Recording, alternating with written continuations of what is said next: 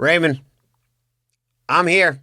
Your professor of fanalism. I'm in the building, and I'm handing out report cards today. But first, I want to get your report card. What would you give the 49ers free agency? What grade do you give them? I have to give them from start to finish, or at least until today, a solid A for me. What about you? I give them an A, for sure. Now, sidebar, what about the rest of the NFC West? What grade would you give the other teams? I'm going to give them a big fat F, all the way across. Red, okay. Giant F. Got it. So they all suck. Now, did you even look up the moves that they made this offseason? Not a single one. This is the GoldCast. Boom! Welcome to another edition of the GoldCast. We are the voice of the Bay. I'm your host, Rudy Solis III, and with me is my brother, my co-host, Raymond Solis I, baby. Boom! Raymond, what a monster free agency period for the 49ers. I mean, I don't know about you.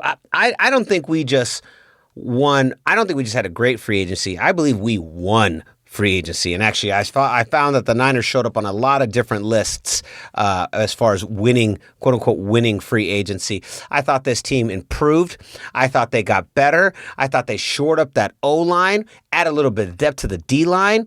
I mean, and just top to bottom, the John Lynch went out and handled business. He made business moves. And so, Raymond, let's get into it. Let's start with drop for the GoldCast Nation, everything that we did. What happened throughout the rest of the week of last week and into today? Well, the biggest one is obviously that we signed Trent Williams to a 6-year extension. Although there is some adjustments with that contract, it's essentially 2 years commitment with the Niners have outs in the latter 4 years of that contract, but it was for a total of $138 million and more than Jimmy Garoppolo. $55.1 million of that is guaranteed. He gets a $30 million signing bonus and is officially the highest paid offensive lineman in NFL history. And that was followed up with the signing of Alex Mack, a 6-time Pro Bowl center who played for the Cleveland Browns and most recently the Atlanta Falcons, both of which when Kyle Shanahan was offensive coordinator for both teams, so he knows Alex Mack very good. That is a 3-year deal worth $5.5 million. And he gets a familiar center who knows exactly what he needs to do in a Kyle Shanahan system. So there's just amazing continuity there that we're getting. We're actually getting an upgrade in that position versus what we had the previous year. And then we also more recently signed, this is all offense, by the way, we also signed Trent Sherfield, who gets a 1-year deal. He was a special teams expert, but also has a wide receiver skill set that is along the lines of what we like to get or what we like to utilize out of our wide receivers. So think, versatile skill set along the lines of a Brandon Ayuk or a Deebo Samuel. This is a guy that is, will kind of be has the potential to be more than just a special teamer. He can also be kind of a Swiss Army knife in the number 3 wide receiver spot or wherever whatever position he competes for, assuming that he's competing for the number 3 spot or the slot position, because we still have some openings there. Kenneth Bourne is obviously gone, so that spot needs to be fulfilled. We don't know if Trent, I forget his name, Trent, the short little guy. Trent Taylor, another Trent. We don't know if Trent Taylor's what he's gonna look like this season, coming, still rearing from that back injury, the surgery that he had. So we'll have to see how that pans out. Either way, they're gonna compete. I'm excited to see what this guy can bring. So let's talk about this. Kansas City comes in at the nth hour and makes a huge push for Trent Williams. Trent Williams said post the signing, he actually thought in the morning he was going to sign with the Chiefs. He thought this was going to happen. But then Kyle Shanahan swoops in. They have some sort of huge conversation. The 49ers outbid everyone and make Trent Williams the highest paid left tackle in NFL history. He arguably was probably the best left tackle last year. So it makes sense. We all know the importance of the O-line. I've said this a million times on the show. I will draft a guard, a tackle, a center every year. I don't care. They are the most important cogs in the piece. And then we cap that off with signing Alex Mack. Are you kidding me? The Atlanta Falcons center. So unofficial member of the GoldCast, Rudy Solis Jr., our father, he said several years ago when Alex Mack was up for free agency, he wanted the Niners to sign him then. He wanted to sign him up last time his contract was up. He wanted the Niners to sign Alex Mack then. The guy is a pure monster. This O-line, we had a lot of issues, right? We've had a lot of issues, especially last year. All of our quarterbacks going down, and we had an O-line that could not protect any of them. And injuries, it was a injury-plagued season regardless across the board. But at quarterback, that I've said this a million times, I don't want Jimmy G to even, when his grandmother goes in for a hug at Thanksgiving, I want Trent Williams there slapping her arms down. He is like the boy in the bubble. No one's going to touch him. No one can touch Jimmy G for as long as he's our quarterback. And I think they succeeded, Raymond. I really think they did. I cannot believe we got Alex Mack and Trent Williams. And then we got McGlinchey on the other side. This has now become one of the best offensive lines in football. Absolutely. I mean, I know that where it's just on paper right now, but without a doubt, you have two Pro Bowl players, one and in the two most important positions as it applies to our line, because our quarterback is right-handed. The left side is his blind side. Therefore, the left tackle is the most important protector on his blind side, and we happen to have the best left tackle in all of football, which is why the Niners said, guess what? We're going to pay you quarterback money to keep you here. That's how much we value your position and your particular skill set as it applies to our team's success going forward, especially with a quarterback who can't stay healthy. And we solidified the center position, which was a mess last year, and we got a Pro Bowl center. I know he's a few years removed from his last Pro Bowl, and he's a little bit on the older side, which is why he got a smaller deal. But the fact is, he still can play at a high level, and he's playing in a system that he knows all too well. So there's just a lot of comfort and familiarity here that I think he's just going to obviously flourish and fit like a glove and just make life really easy for everybody else left on the line. McGlinchey, especially the guard positions, he's just going to really help out in that position, because we struggled. The offensive line really struggled in the middle last year. The center and the guard positions struggled in particular. And having Alex Mack in there to help protect and give some extra leverage to the guards, I think is going to be a huge leg up for them. So this is a huge signing. And then the Trent Sherfield one, I think that's just a bonus. Getting a guy, we need a guy who can potentially, be a threat on kick returns or maybe punt returns, however they decide to use them, and also be on the field to, be involved in the play-by-play stuff. So that's a great bonus too. So just all around, just amazing stuff on the offensive side of the football. We got Juice back last week, and now we solidified the line. The running game is going to be back to where it was in 2019 in my mind. Yeah, last thing before we jump over to the defensive side, Alex Mack did say, he was interviewed after signing with the Niners, and one of the things he said was that he loves to run. He loves run plays, and you're going to want to love run plays when you're signing with the 49ers. And there he is, Raymond's dropping him right there. Alex Mack, congratulations. Welcome to the 49ers. Let's get this ring, baby. All right, Ray, let's move on. Let's go to the defensive side. Who did we sign? There's a couple big ones here too. Yeah, there's a couple big ones. Nothing that really splashes, nothing that's super sexy, although they're all 1-year deals. DJ Jones is probably the most important one that we signed that actually came in before the Trent Williams deal got announced. But DJ Jones, obviously one of our starters on the defensive line. This really kind of solidifies the starting rotation on the defensive line side of things. So now we have our Nick Bosa on one edge. We also have Samson Ibukam on the other edge, who's also obviously going to be starting sooner than D Ford, who may or may not show up this year. So this is a great insurance policy for his high probability of not being there. And then we also have inside Javon Kinlaw and, of course, DJ Jones. So this is huge. huge. We have our 4 horsemen in the lineup ready to go. Still no word on Kerry Hyder yet, which would be a nice signing if we were able to retain him based on what he did last season. We also solidified the secondary. Again, nothing too splashy here. Dante Johnson, who's been a serviceable backup at best. This is a leftover from the Trent Baalke era. Loved his measurements coming out of college, but never really was able to turn into anything great. In fact, he was a liability in the last scheme, not so much this scheme. But and then we also signed Tavon Wilson, who is a veteran safety. He got drafted by New England, and then played for Detroit. And then last year he was with the Colts, so now he's with us. Important statistic for his career.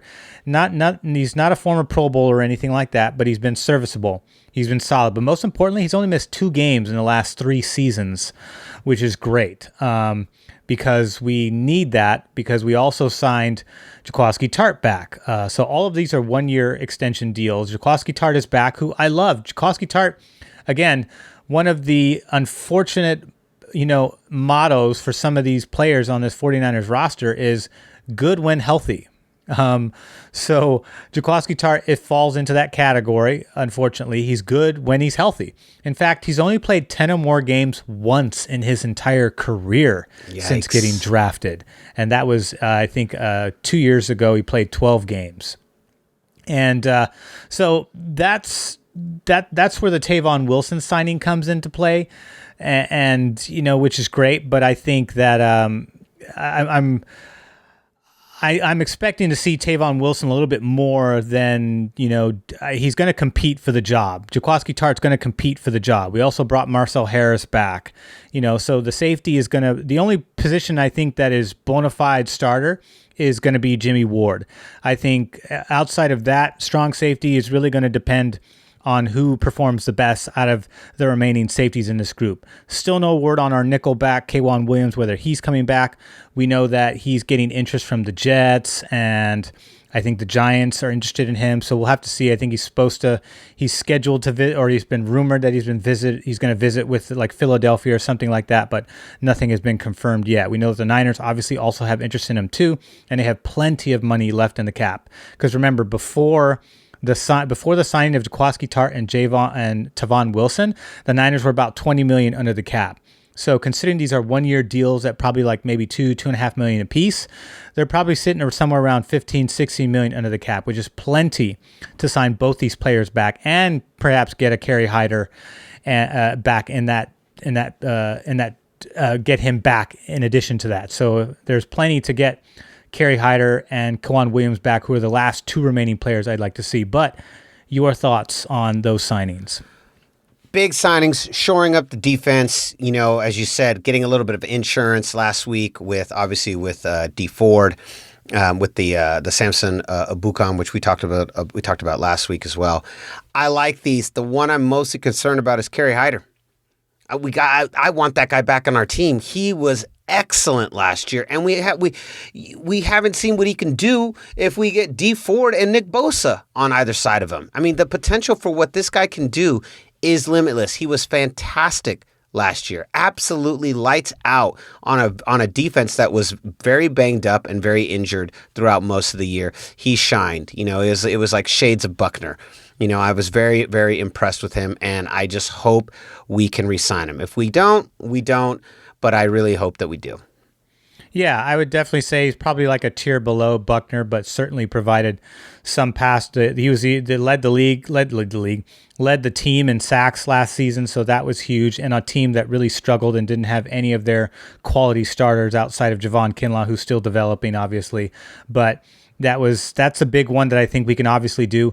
Look, the other thing that people are forgetting about too, the Niners still can sign him. It's, there's obviously not a big, heavy market for him. We know that the Jets are probably interested because we know Robert Saleh is probably going to want to retain some familiar players that he knows were successful in his system and bring them over, like a Kaywon Williams and a Kerry Hyder. So don't be surprised if one of these guys ends up with the Jets sometime this week. But I would still love for them to come back to the red and gold, because that's where they're going to flourish the most versus going into a rebuilding system, which is what's happening over there in New York.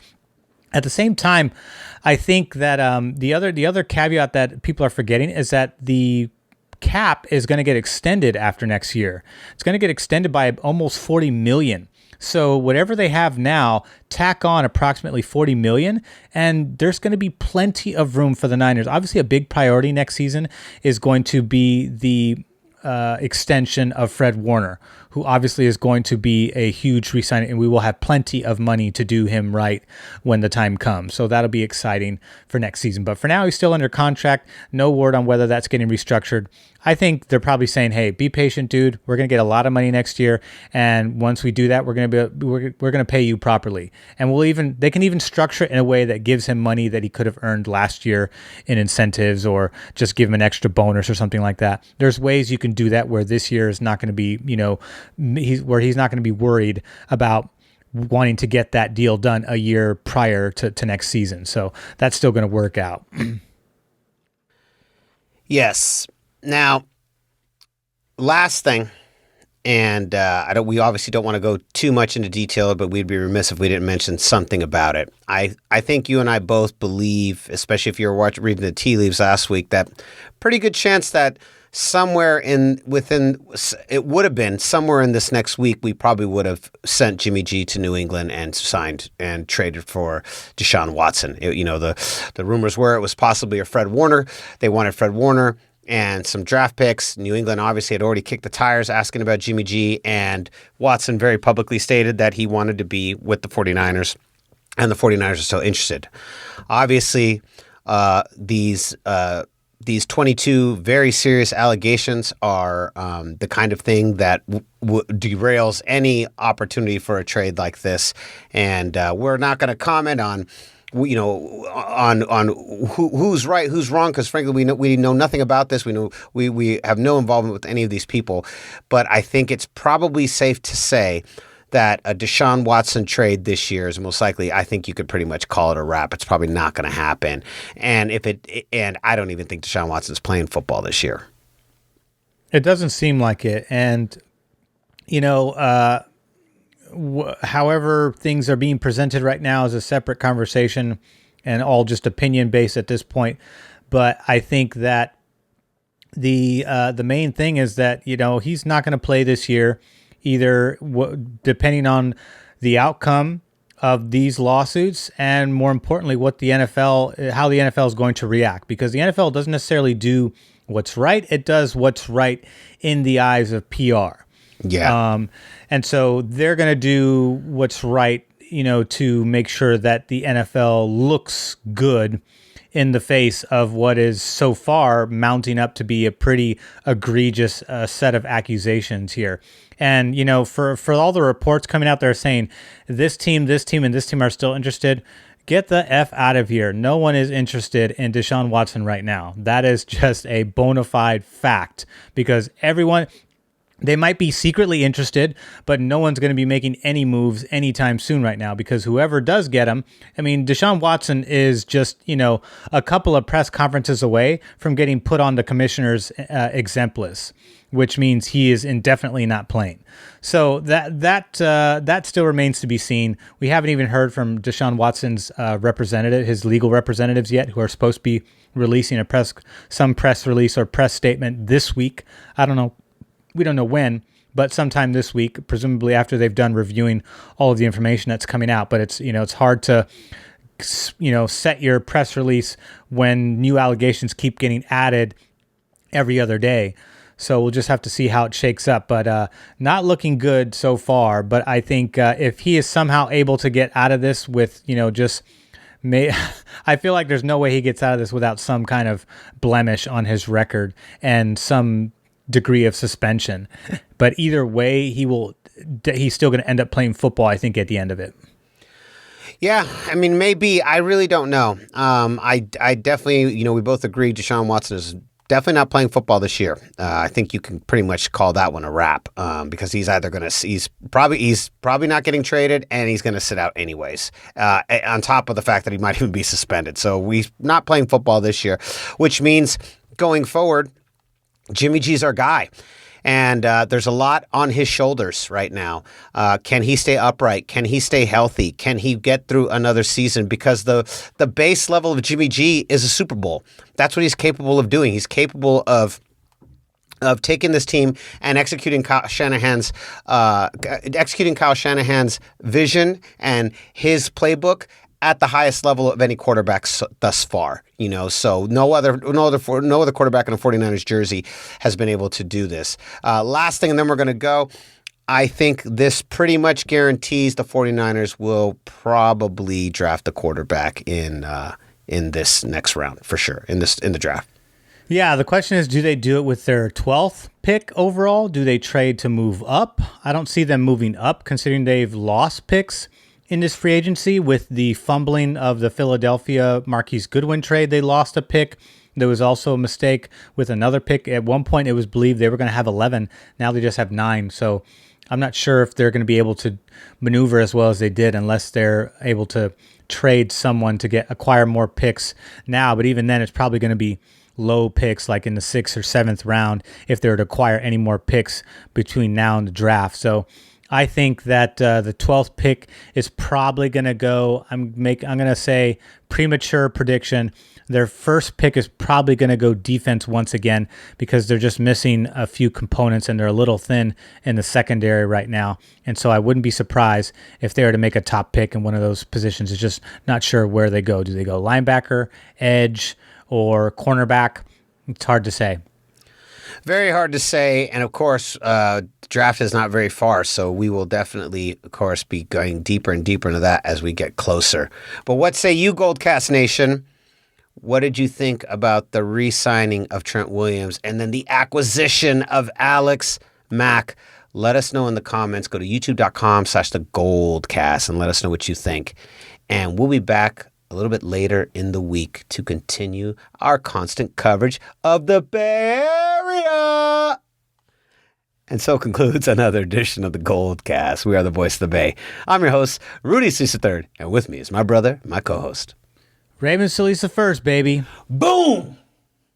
We'll see you next time. Same GoldCast time, same GoldCast channel.